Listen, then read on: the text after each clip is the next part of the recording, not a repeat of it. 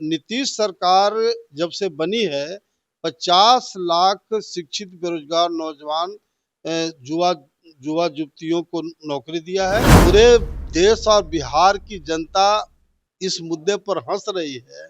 इन लोग मुद्दा बना करके आंदोलन का रूप देना चाहते हैं। अरे भाई, जनता का ही मुद्दा है, बताओ जरा। बीजेपी में तो पहले से ही कुशवाहा समाज के बड़े-बड़े नेता हैं। अगर एनडीए की बात करें तो एक तरफ सम्राट चौधरी जी भी हैं और उपेंद्र कुशवाहा जी भी हैं। उसके बाद आप भी अगर जुड़ जाते हैं तो कितना मजबूती प्रदान होगा सर एनडीए को? नीतीश कुमार को मुख्यमंत्री बनाने में मेरी भूमिका बहुत महत्वपूर्ण रहा है। जी।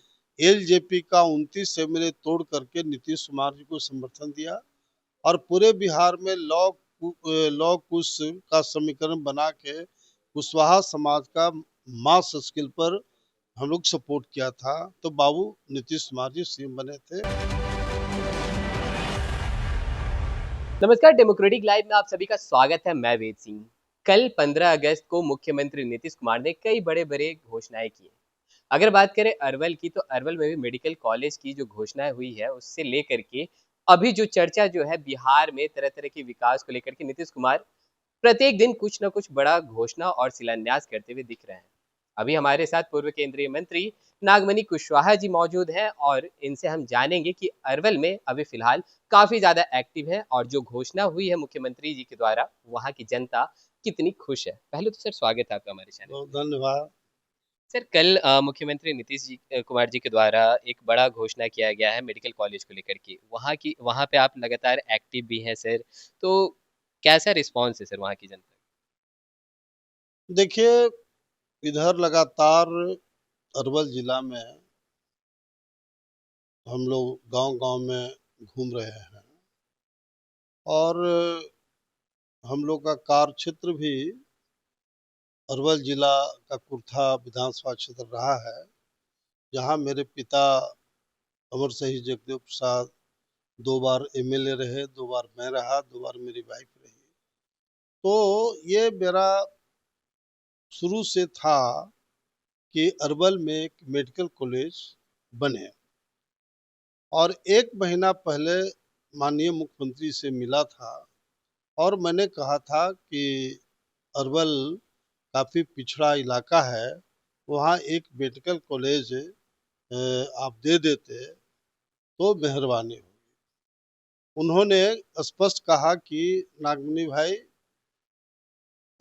हम प्रपोज़ल माँगते हैं, प्रपोज़ल अप्रूव्ड हो जाएगा तो 15 अगस्त को मैं घोषणा करूँगा। और उस आश्वासन के उपरांत उन्होंने कल 15 अगस्त को अरवल में मेडिकल कॉलेज बनाने की घोषणा किया है।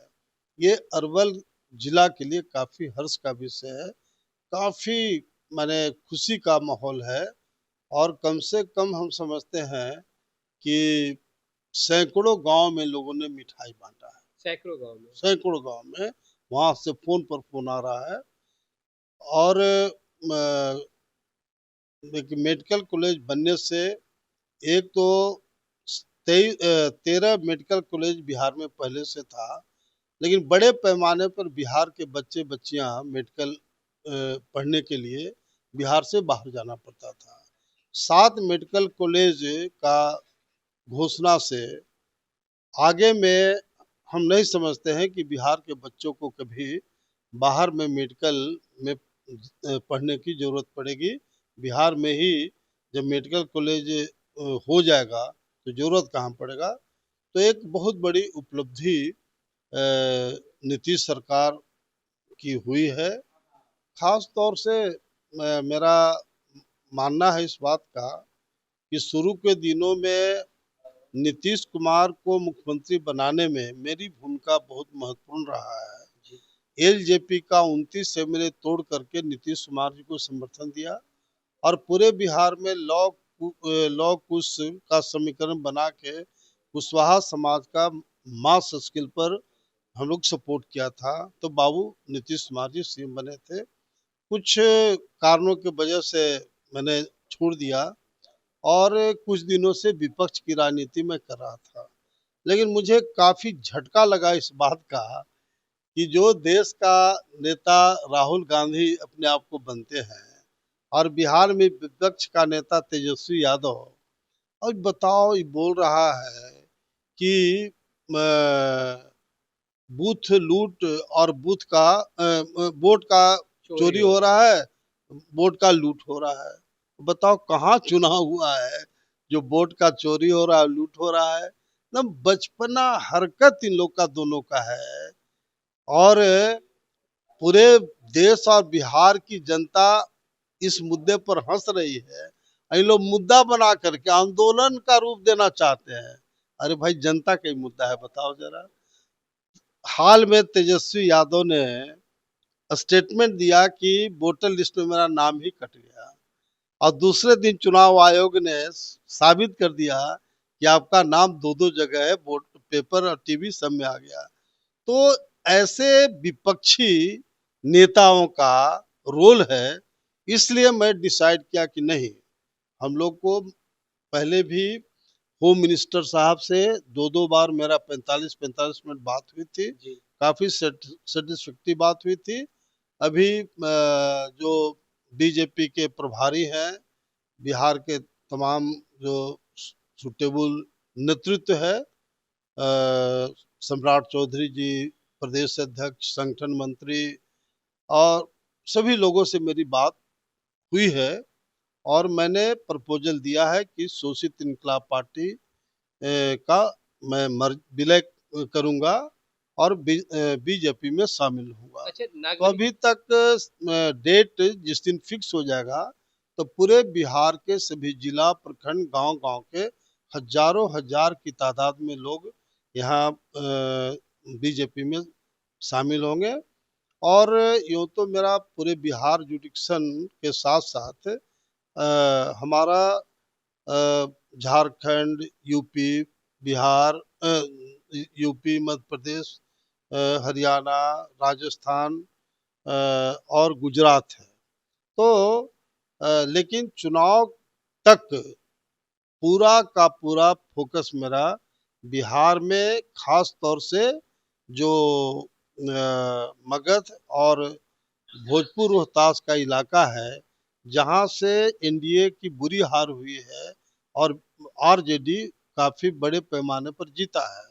तो हम दिन और रात मेहनत करके और साबित करेंगे कि 90% कम से कम एनडीए वहां अगला चुनाव में जीतेगी, ताकि एनडीए और बीजेपी के लोग को एहसास होगा कि नागमणि के आने से हमको कितना फायदा। अच्छा लगातार आप सत्ता पक्ष के ऊपर हमलावर रहते थे, लेकिन अचानक से ऐसा हृदय परिवर्तन आपका होना, क्या कारण है इसके पीछे?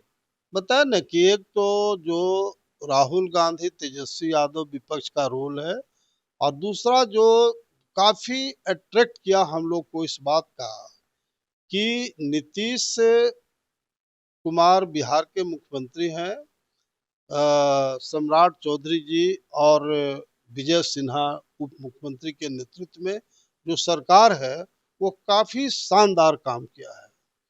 ये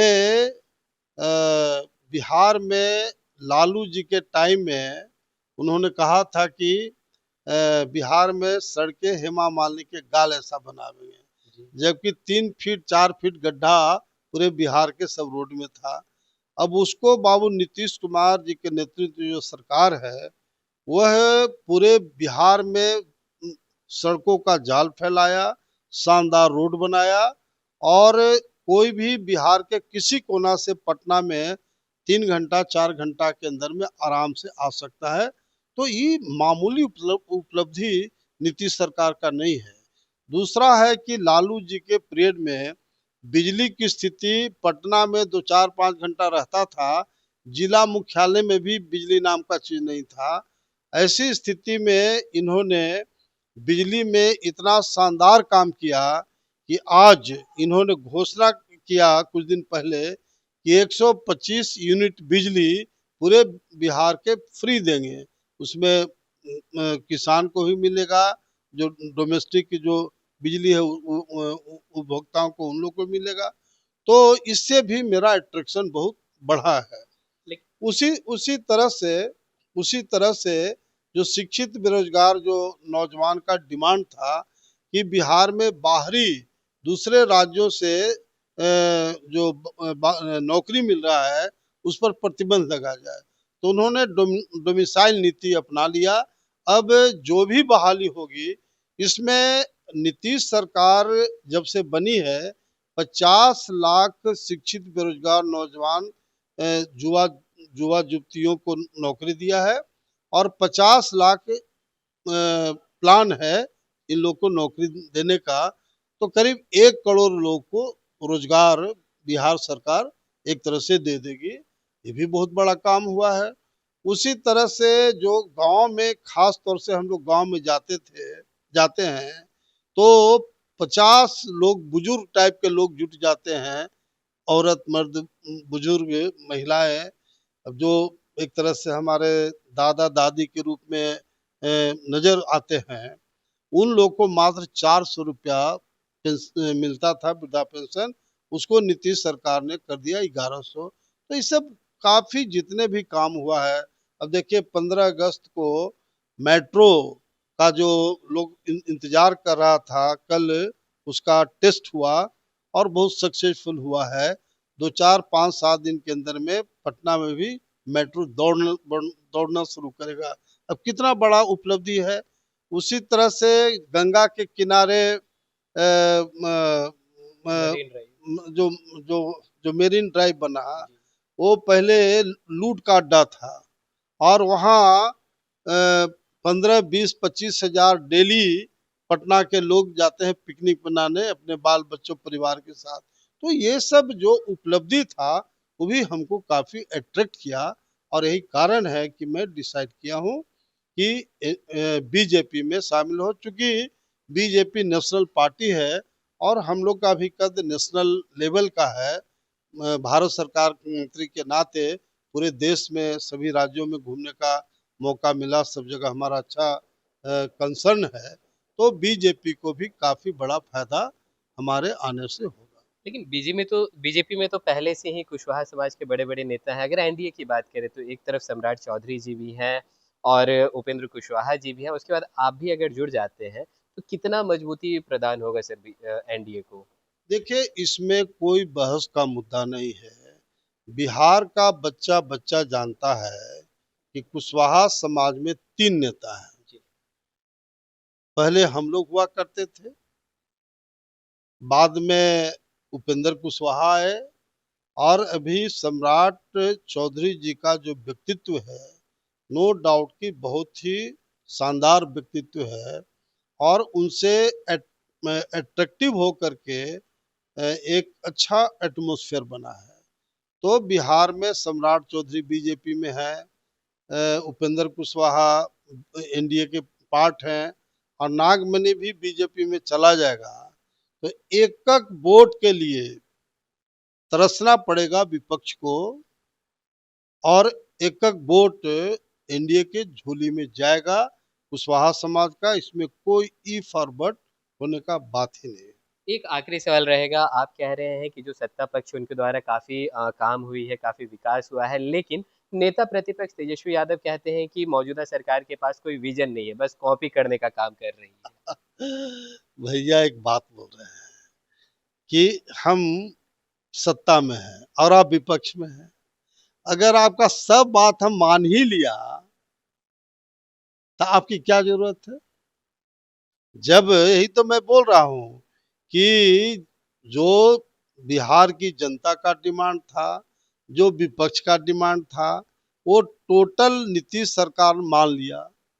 तो इन लोग को आराम से राजनीति संन्यास लेकर के घर में बैठना चाहिए, क्योंकि अब मुद्दा ही नहीं बचा।